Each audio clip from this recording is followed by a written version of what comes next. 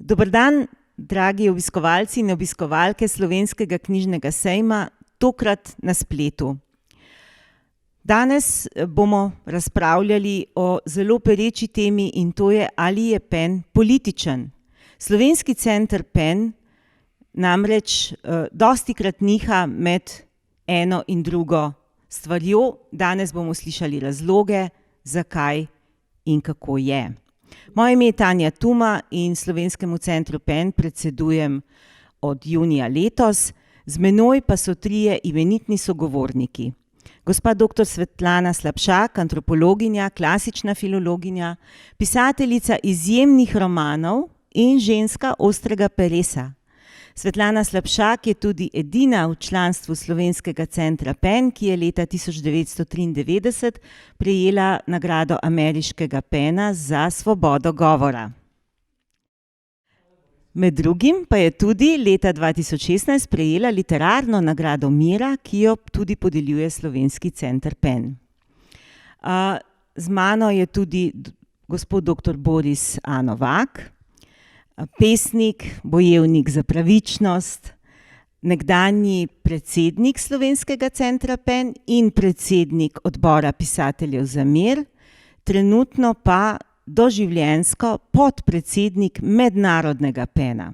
To je neka posebna funkcija in bomo slišali tudi, zakaj mu je bila podeljena. Pomeni, da sem v pokoju. Ne, še čisto. Boris A. Novak je tudi prejemnik številnih literarnih nagrad, med drugim velike Prešernove nagrade za svoje pesmi.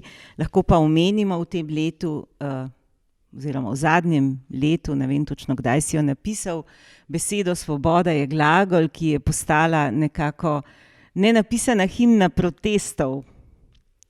No in z menoj je tudi doktor Iztok Simoniti, esejist, pisatelj, lahko bi rekli tudi malo, vsi ste doktorji razen mene. Nesreča na kupu. Skratka, pisatelj, filozof, ki je napisal več zelo zanimivih knjig, nedvomno je zadnja najbolj odjeknila Vode svobode. Doktor Iztok Simoniti je tudi diplomat in je pač nekako v našem PEN-u ima nek pogled tudi od zunaj, recimo. Torej 5. oktobra leta 1921 so se v restavraciji Florence v Londonu zbrali pesniki, esejisti in pisatelji ter ustanovili prvi PEN klub. Pobudnica je bila pesnica, ženska Amy Catherine Dawson Scott, prvi predsednik pa sloviti pisatelj John Galsworthy. V senci strahot prve svetovne vojne so se prvi člani opredelili proti vmešavanju PEN-a v politiko. Glavno vodilo je bilo, naj književnost ne pozna meja in naj svojim umetniškim sporočilom prepreči nove konflikte in vojne med različnimi narodnostmi, rasami in družbenimi razredi. Kmalu se je ideja PEN-a razširila po vsem svetu in že v evropskem prostoru je bilo leta 1930 28 centrov PEN. Nastali so tudi centri na področju tedanje kraljevine Jugoslavije in sicer leta 1926 slovenski, hrvaški in srbski center PEN. Osnova za ustanovitev PEN centra namreč ni država, temveč jezik, ki ga člani govorijo in v katerem pišejo predvsem. Slovenskemu centru PEN je prvi predsedoval pesnik Oton Župančič.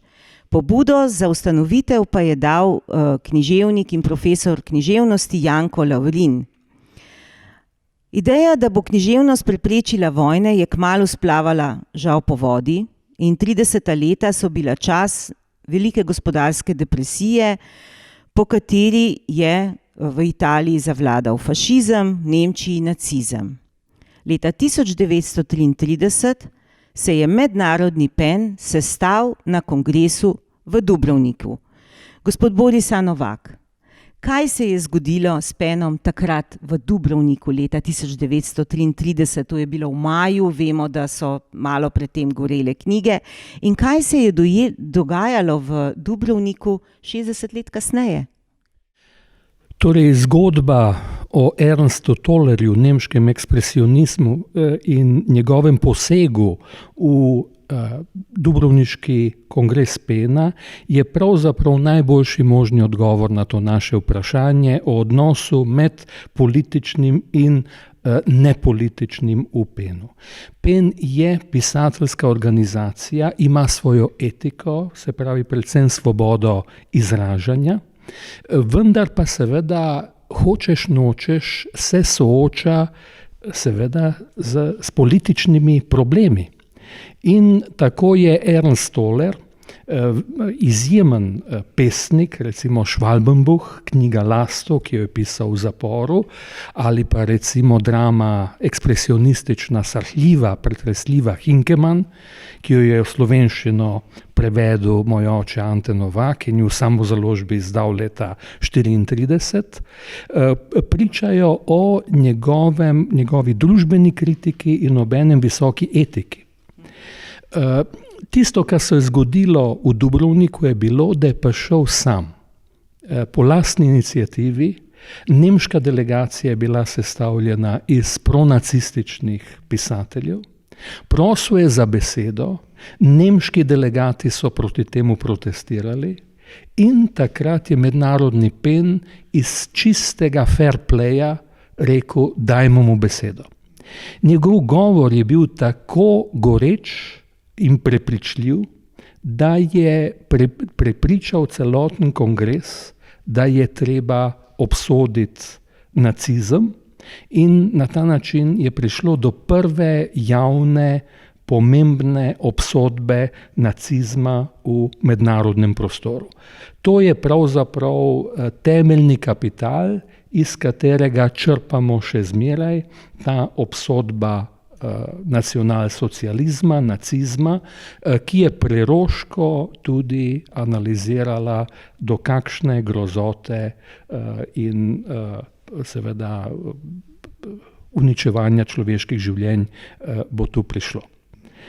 Tako da seveda pen temelji na nekih globljih principih, ki so etični, vendar pa se neizogibno sooča s političnimi omejitvami, predvsem seveda z različnimi oblikami diktature in tu smo seveda prisiljeni se pač proti svoji volji ubadati tudi s politiko in razširjati polje svobode. Hvala lepa. No, mogoče kasneje še v času jugoslovanskih vojn omenimo tudi naslednji kongres v Dubrovniku. Morda bi ob tej priliki samo omenila, da je Slovenski center PEN sodeloval pri posebni izdaji velike monografije o zgodovini pena, ki je nastala letos ob 100-letnici mednarodnega pena. Namreč čez 5 let bomo tudi mi praznovali 100 let. Gospa Svetlana Slapšak, kako ste vi doživljali vlogo slovenskega pena in vlogo mogoče drugih pen centrov na področju nekdanje Jugoslavije v času jugoslovanskih vojn? Kdaj ste se pravzaprav vi vključili v slovenski pen in nenazadnje, kakšni so bili vaši občutki, kako so vas sprejeli? Takrat ste bili neke vrste begunka iz Srbije. To so 3 vprašanja. Eno je seveda obnašanje slovenskega pena, ki je bilo popolnoma različno od obnašanja hrvaškega in srbskega pena. Člani slovenskega pena so junaško šli v Sarajevo in odkrito in neposredno pomagali obsedanemu ljudstvu, obleganemu ljudstvu in tudi posameznikom in tudi pisateljem iz Bosne in Hercegovine, recimo, da pridejo v Slovenijo. Meni osebno, ker sem takrat res bila v nezavidnem položaju, nisem imela državljanstva, nisem pa bila izbrisana, ker nisem živela uradno v Ljubljani.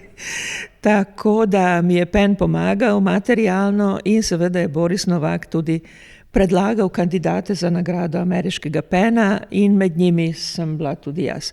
Torej, pomoč je bila popolnoma jasna in na drugi strani pa smo videli obnašanje hrvaškega PEN-a, ki se je na kongresu v Dubrovniku potrudil, da dobi tudi iz tujine podporo, da se Franjo Tuđman razglasi za pisatelja, kar je seveda sramotno. Srbski PEN se je na svoji strani trudil, da pridobi čim več zahodnih pisateljev, ki naj bi prišli v Beograd, ki naj bi doživeli beograjski šarm in s tem nekako pristali na srbsko politiko, ki je bila grozljiva. Tako da je pravzaprav res edino slovenski PEN se držal principov PEN-a, principov humanizma, principov solidarnosti in treba je odkrito povedati, imel je precej poguma. Ulaganja teles, bi rekli, ker to je bila smrtna nevarnost iti v Sarajevo in pomagati na ta način. Jaz sem pa postala članica PEN-a šele kakšnih 25 ali pa več let pozneje in to na inicijativo prav bosanskega PEN-a oziroma moje dobre prijateljice in sjajne pesnice Feride Duraković. Tako da moj vhod ni bil na glavna vrata, bi rekla, ni bil slovensko obeležen, ampak zdaj, ko sem članica, seveda popolnoma jasno vidim, da je slovenski PEN edini dostojen, da se tukaj pripada in pač vse drugo je nepomembno. Pomembno je, da si na tisti strani, ki je dokazala, da razume, kaj je svoboda, razume, kaj je solidarnost in razume seveda, kaj je mir. Hvala lepa tudi za kompliment. Trudimo se. Tudi gospod Boris Novak je naš odbornik, tudi tako da nas je več tukaj. Gospod dr. Iztok Simoniti, v vaši knjigi Vode svobode pišete o demokraciji, nalogah politike, pravnih normah in uporu ter okoliščinah za njegovo legitimnost.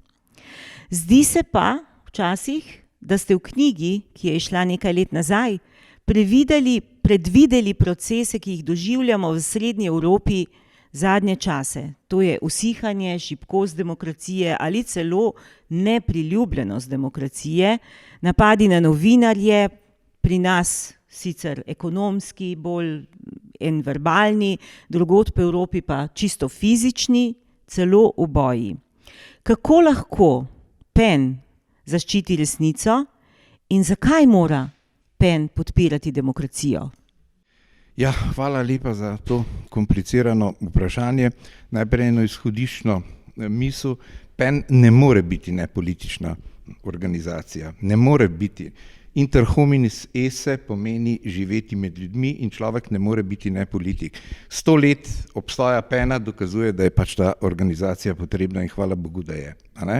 Druga stvar, zdaj predvideti, kako se bodo stvari razvijale, en droben ali pa bi rekel en vpogled v politično zgodovino, tudi diplomatsko zgodovino zadnjih 100 let, iz tega lahko sklepamo določene stvari. In tisto, kar se nam zdaj kaže, je, da narodi Srednje Evrope, kamor spadamo mi, Hrvati, Poljaki, Madžari in vse gor do severa, ima po 30 letih demokracije težave z demokracijo. Tako kot so imeli ti isti narodi po letu 1918-19, ko so postali vsi demokracije, pa so po 10-15 letih končali praktično vsi kot nedemokracije, kot neke vrste diktatur in tako naprej in tako naprej.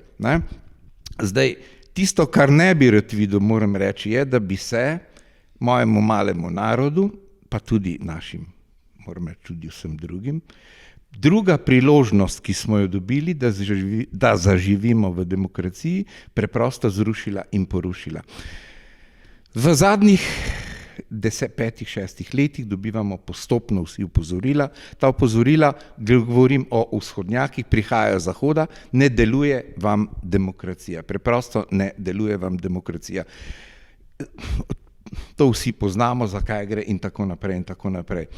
Hočem povedati, da PEN kot organizacija preprosto nima druge možnosti, kot da se bori z vsemi možnimi silami za to, kar je človeška svoboda. Ta človeška svoboda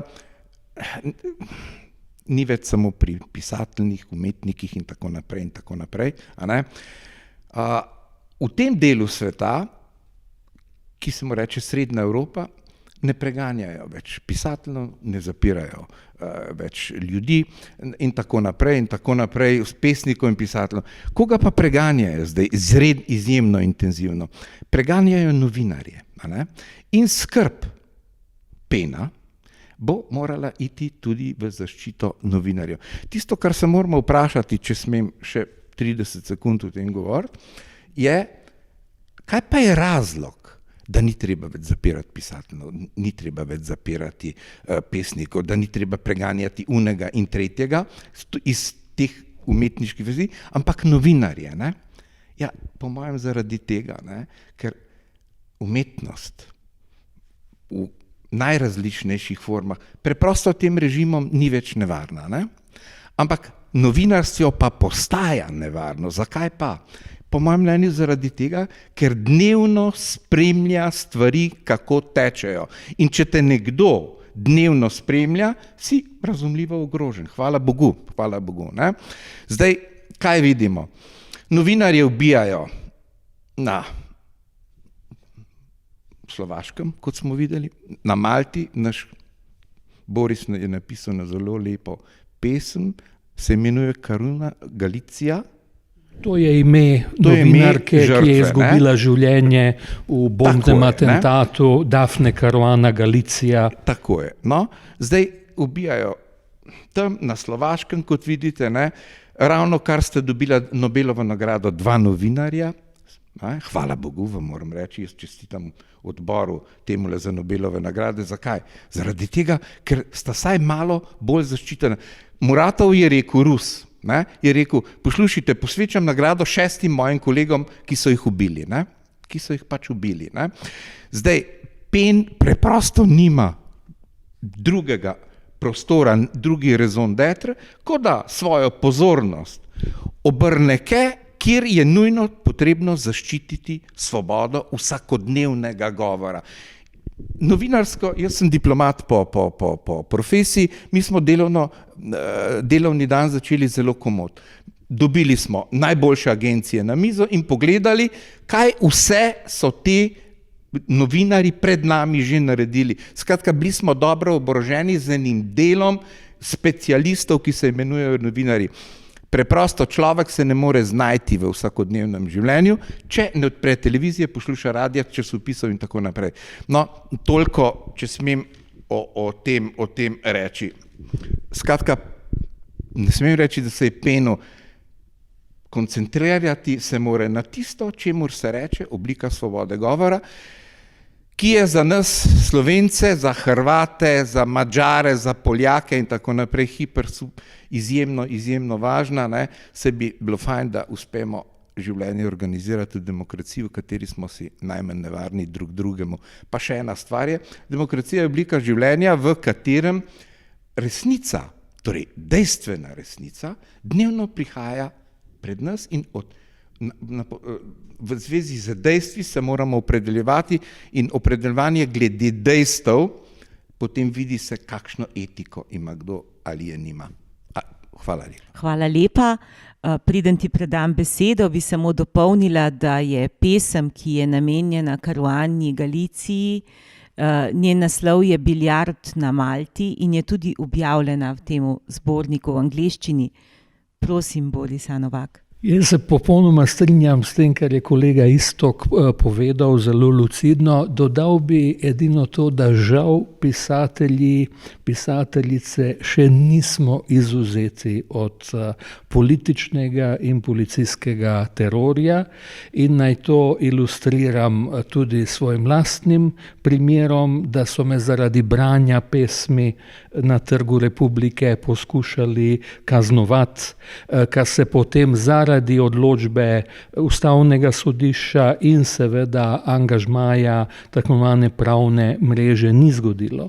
Naj spomnim na izjemno hude, sramotne obtožbe in grožnje, ki jim je izpostavljena predvsem kolegica Svetlana Slapšak. Naj potem povem spominsko, da na enem izmed petkovih protestov na koncu, ko se je situacija itak popolnoma umirila in sem hotel prebrati pravzaprav religiozno pesem Kristusov prihod v Ljubljano naslednji petek zvečer, da so policaji, kot jih imenujem, nenadoma začeli tepsti in udrihati vse okoli sebe, tudi starejše ljudi, tudi gospe, in da sem videl, kako so na tla brutalno spravili pesniškega kolega Dejana Kobana. Andrej Rozman Roza, sjajen pesnik in gledališčnik, je bil šele zdaj oproščen zaradi branja ustave pred parlamentom, kar je absurd. Tako da žal nismo še zaščiteni pred tovrstnim terorjem države. A lahko eno dopolnitev samo temu? V katerem smislu? Mi smo živeli v enopartijskem režimu. V enopartijskem režimu se je intelektualce, pisatelje in pesnike z veseljem preganjalo, zaradi tega, ker je tam noter koncentrirano tisto, kjer ni nikjer druge koncentriranega. Kako bi rekel, zatiranje svobodne misli, tudi pisateljev, razumljivo, da ne odjenja strani avtokratskih režimov. Jaz sem sam hotel poudariti, da to, kar je res pod velikim udarom, je tista svoboda govora, ki oblikuje vsakodnevno življenje in ki jo ustvarjajo novinarji, pri čemer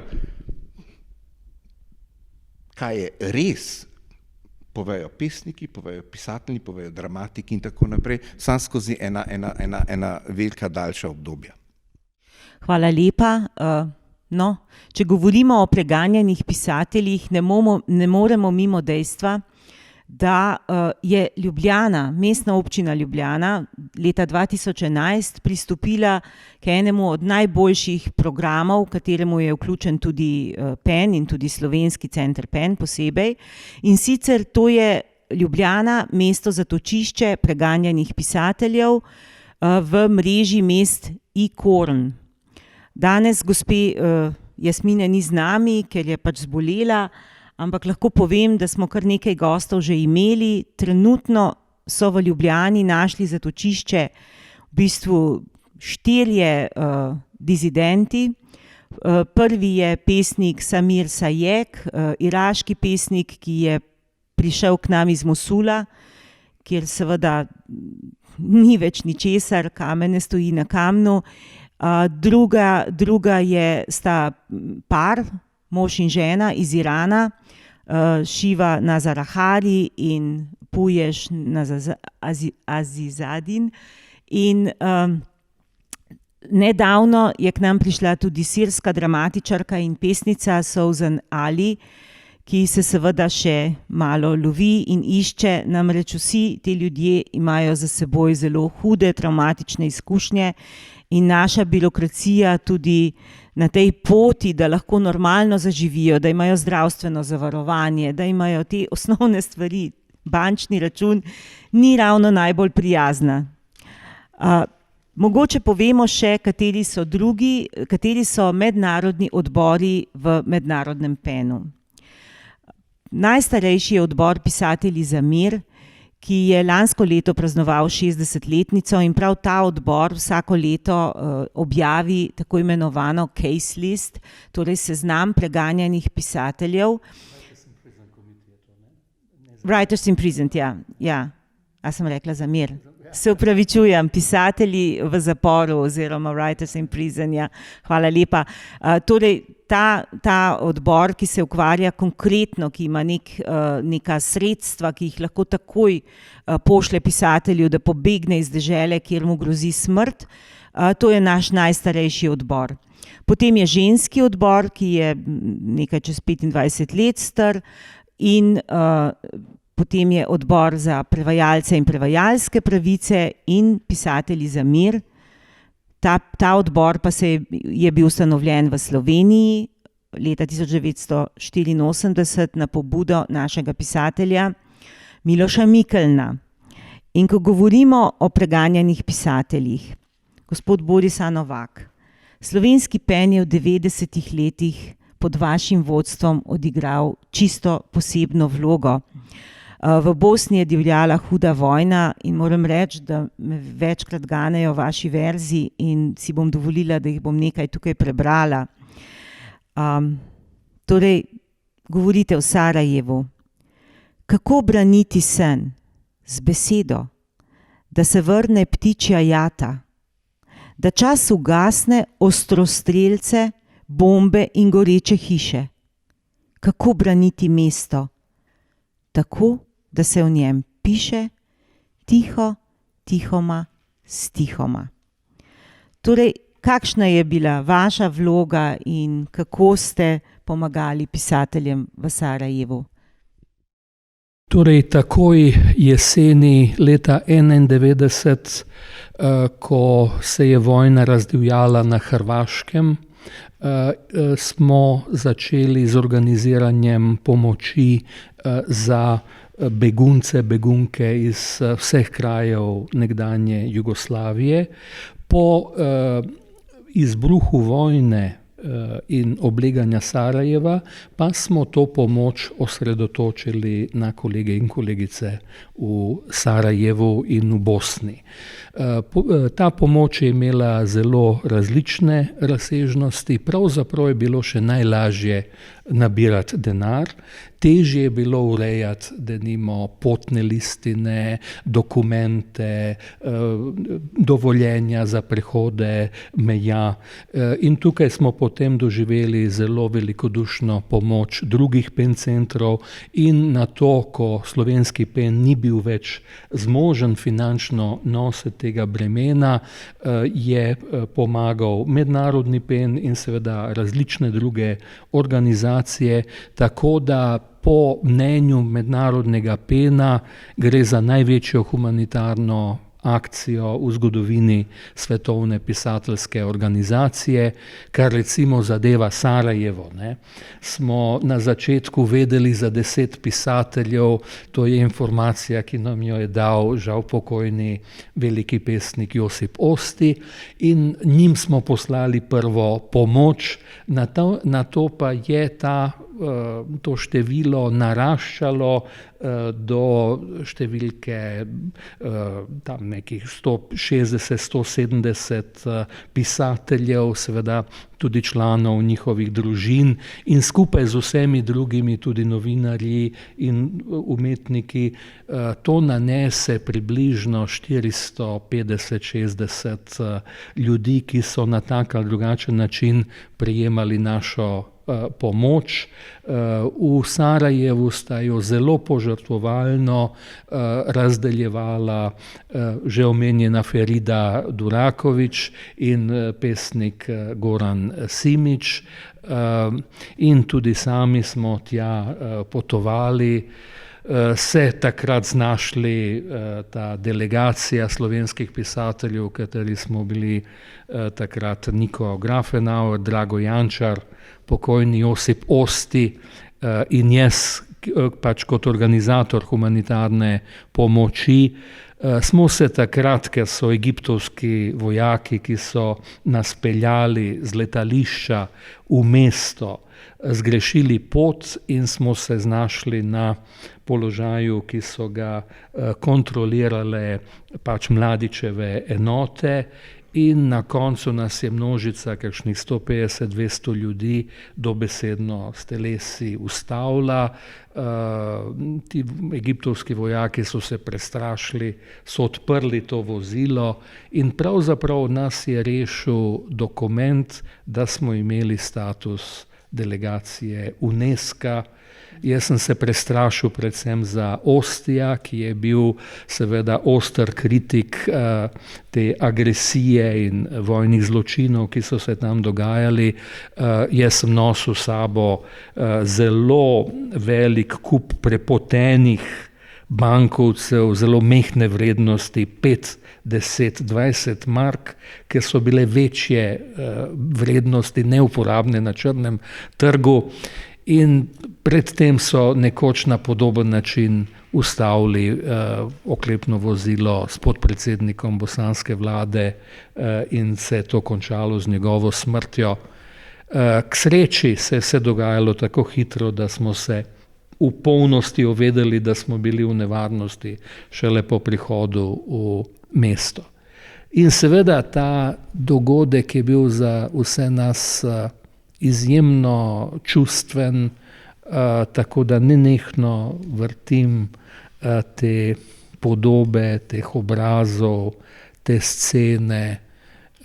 In evo, naj kot primer tega, kar se je dogajalo in kakšna je bila stvarnost v tem mestu, povem drobno anekdoto, ki ni povezana z orožjem, ampak s preprostim milom. To je milo, ki ga je Susan Sontag, ki sem jaz, ko se je pripravljala na obisk Sarajevo, pošiljal velike količine materijala, seznami vseh ogroženih, seznamom bolezni, ki so jih imeli, z vsemi njihovimi usodami in tako naprej. In ona je dala milo Ameli Simić, ženi Gorana Simića, našega prijatelja. In potem, ko sem jaz dal od sebe denar bosanskemu PEN-u, ki smo ga ustanovili med vojno, ko smo ugotovili, da ima slovenska skupnost v Sarajevu hude težave, ker Slovenija ni dovolj pomagala in smo jim dali vso rezervo, kar smo je imeli, nisem imel ničesar več za gospo, ki je zelo lepo skrbela za nas.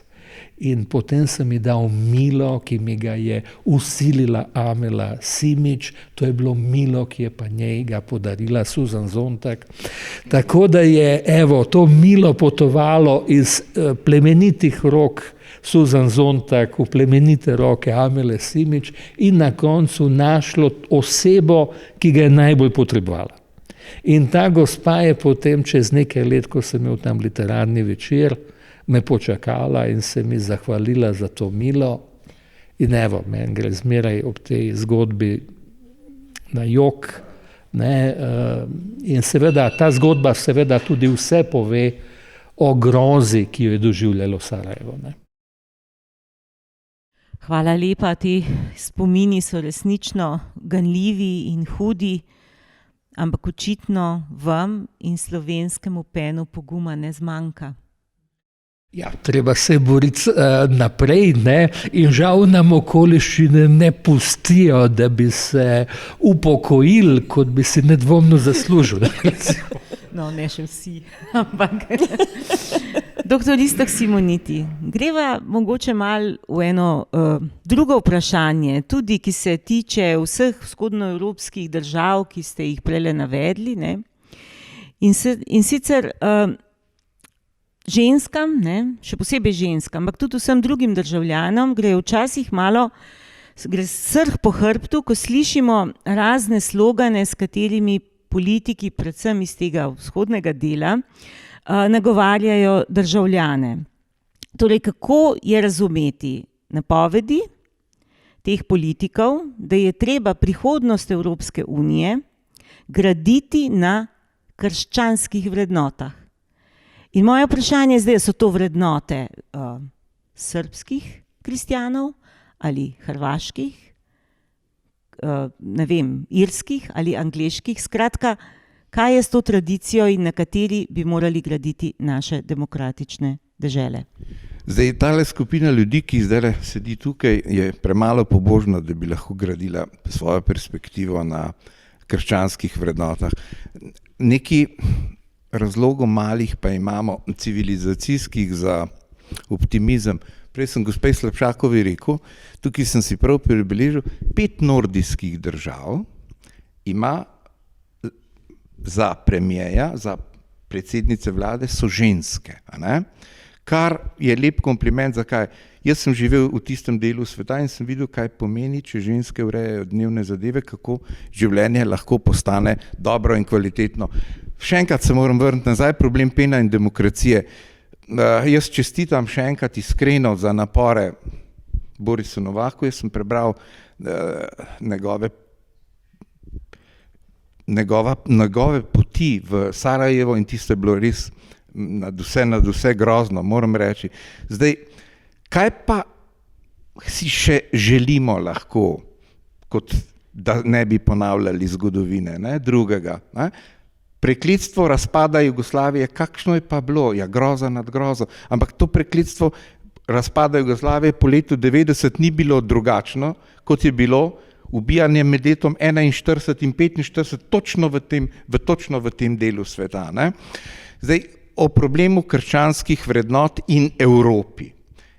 Evropska unija, njena svoboda, njena liberalnost, njena republika, njena svoboda govora je narejena na tradicijah, ki po mojem mnenju nimajo zveze s krščanstvom.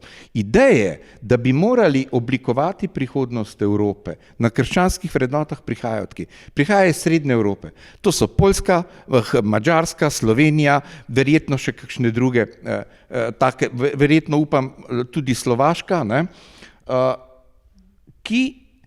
Kdo to predlaga? To predlagajo tiste države, ki so iznašle pojme in uvajajo prakse, po katerih demokracija ne funkcionira. Ena je iliberalna demokracija. Ne? To je absurd nad absurdi. Iliberalna demokracija ni nič, je neumnost par excellence. Ne? Druga je problem suverenizma vseh teh držav. Ne?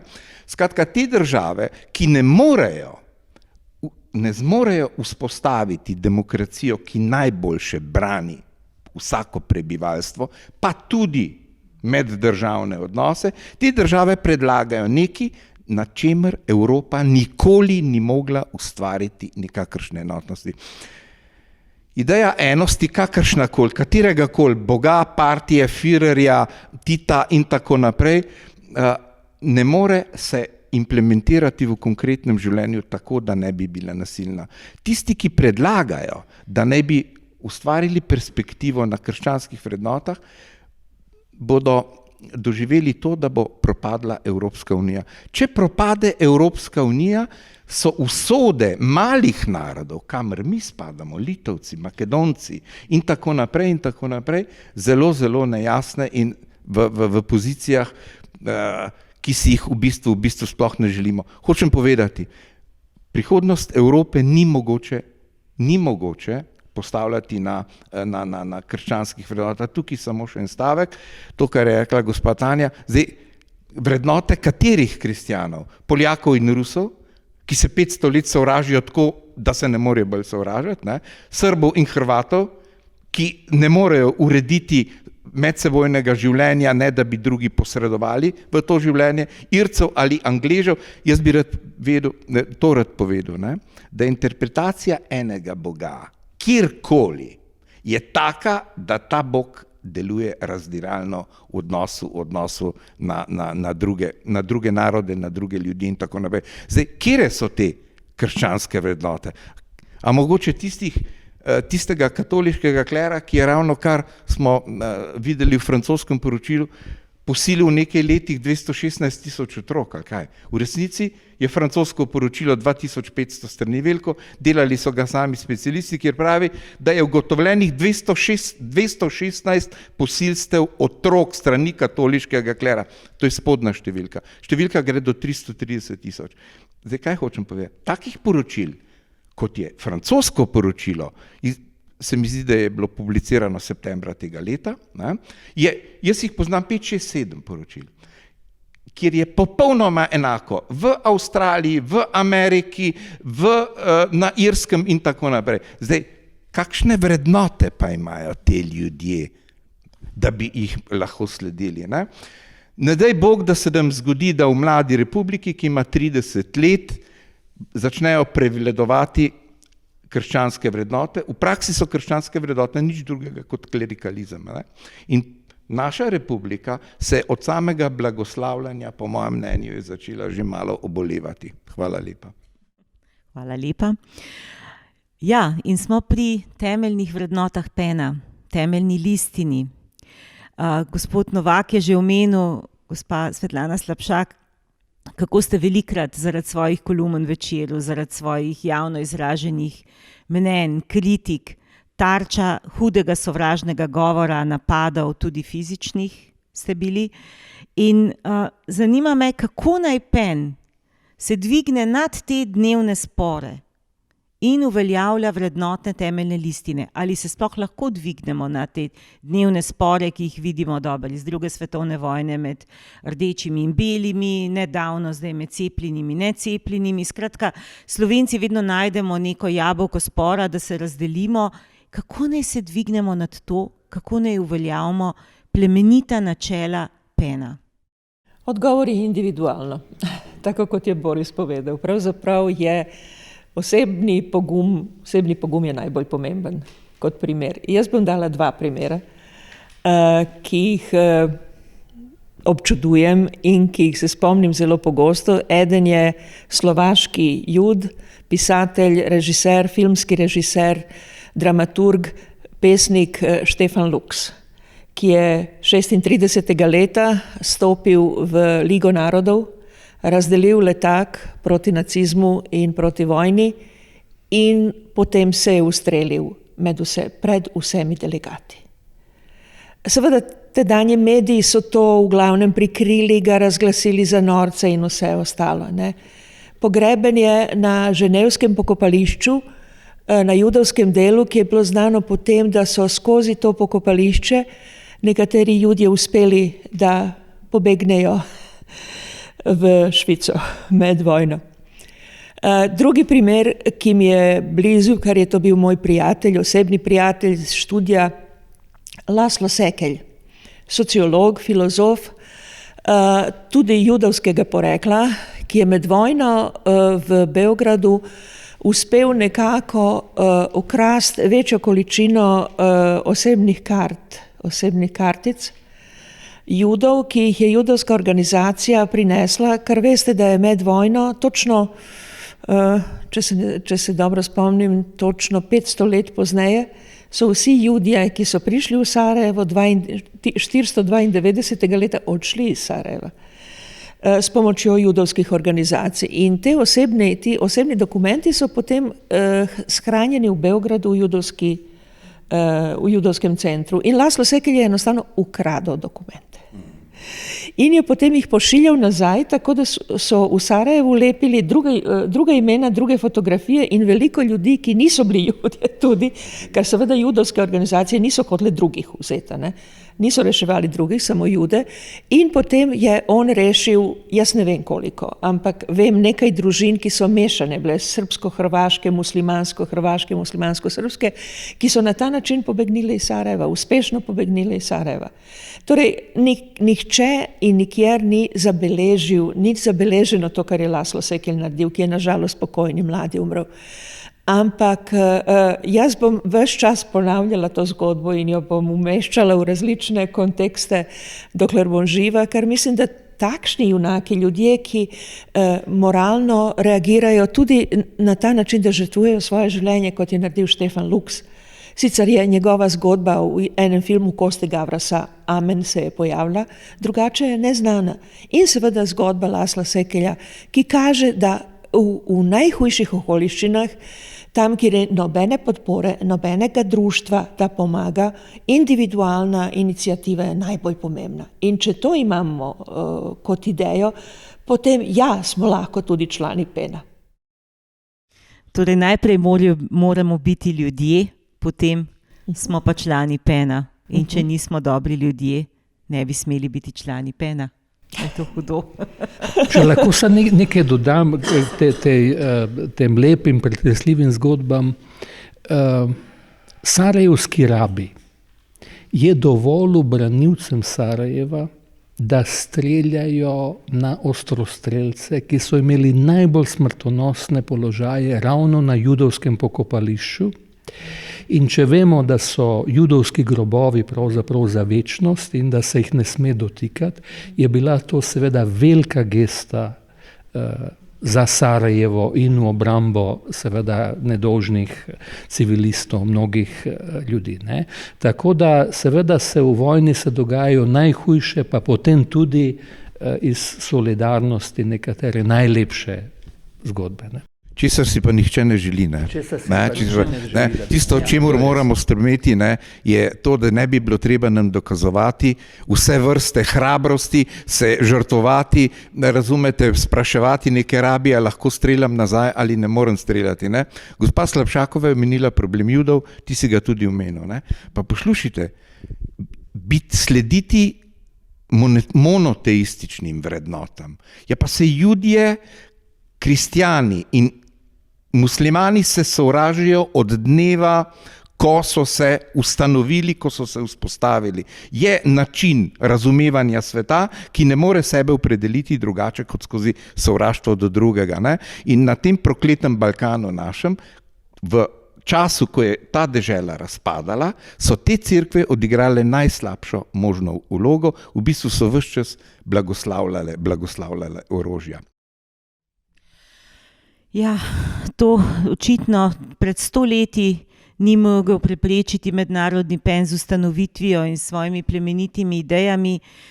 Mi se bomo seveda vsak dan borili, da bomo poskušali zdaj.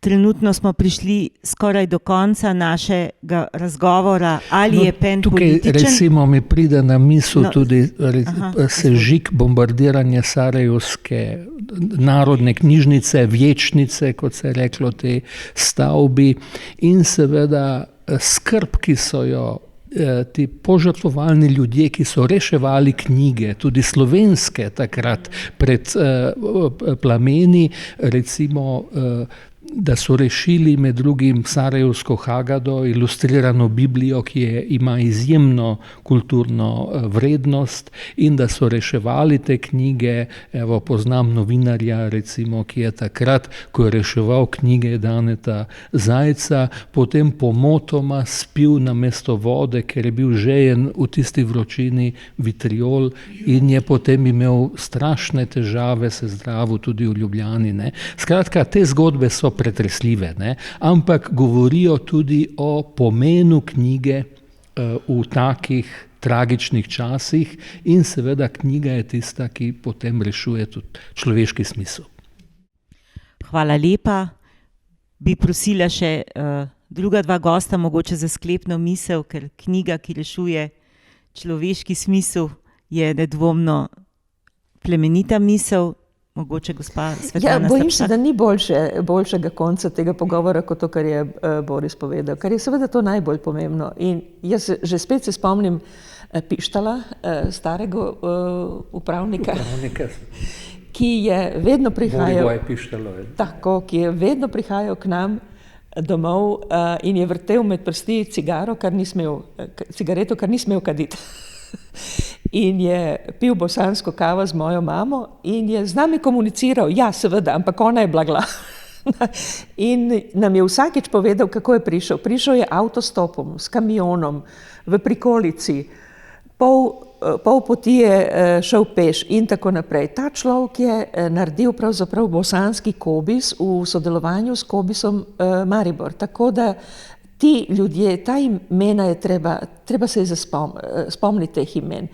Ne samo tistih, ki so reševali ljudi ali so izkazali izjemen pogum, ampak posebej tistih malih ljudi, ki so se koncentrirali na eno zadevo. In koncentrirati se na knjige ni boljše misije, ki jo lahko zamisli.